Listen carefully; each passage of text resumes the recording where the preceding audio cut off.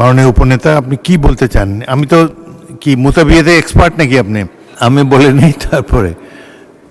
মাননীয় সদস্য, অপ্রাসঙ্গিক কোনো বিষয় বক্তব্যে না নাই ভালো। একজন রাজনৈতিক নেতার পরকীয়া সম্পর্কে আপনি মন্তব্য করেছেন।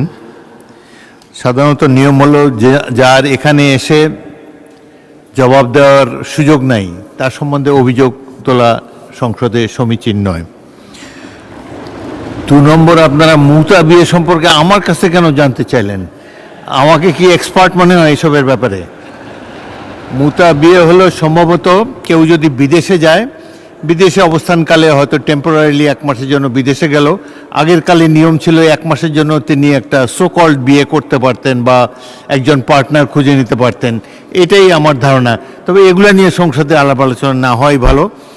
আর অপ্রাসঙ্গিক কোনো কিছু অনুগ্রহ করে এখানে তুলবেন না, এর কোনো দরকার নাই। মাননীয় উপনেতা, আপনি কি বলতে চান? আমি তো কি মুতাবিয়াতে এক্সপার্ট নাকি আপনি? বলেন।